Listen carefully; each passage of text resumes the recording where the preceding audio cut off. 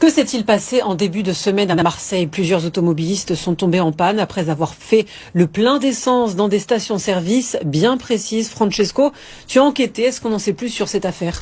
Effectivement, Sophie, ces dernières heures, des dizaines et des dizaines de témoignages d'automobilistes marseillais se sont multipliés sur les réseaux sociaux pour la même panne dans des circonstances identiques. Nous avons pu recueillir l'un de ces témoignages. Sophie, je vous propose donc de l'écouter. Je suis allée faire mon plein d'essence comme je le fais habituellement à Esso à la Valentine. Je suis allée faire mes courses à 50 mètres au Géant Casino. Et en partant de Géant Casino, sur la route pour rentrer chez moi, je suis tombée en panne en plein milieu de la route. Alors dans un premier temps, on aurait envie d'être un petit peu moqueur et certains esprits mal placés ont invoqué le fait qu'elle soit trompée de carburant à la pompe, mais il n'en est rien. Lors de la vérification effectivement de la part du garagiste, il a fait une drôle de découverte. C'est l'essence qu'on a commencé à vider avec l'eau à l'intérieur, donc là on a des petits échantillons.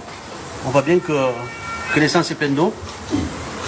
Vous le voyez à quoi, à la couleur? Vous le voyez par rapport à la texture et à la couleur. C'est mieux ça.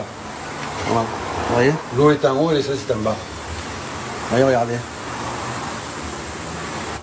De l'eau dans le carburant, plusieurs automobilistes ont eu le même problème juste après avoir fait le plein d'essence à la station Esso Express à côté du centre commercial Géant Casino de la Valentine. Mais cela ne s'arrête pas ici puisque d'autres stations Esso comme celle du Pharo et de Valmentin-Marseille ont eu des signalements similaires, Sophie. Mais alors d'où vient le problème, Francesco? Alors première hypothèse avancée par les automobilistes dans un premier temps, celle d'une inversion de cuve de diesel et de samplon 95 à l'insu des clients.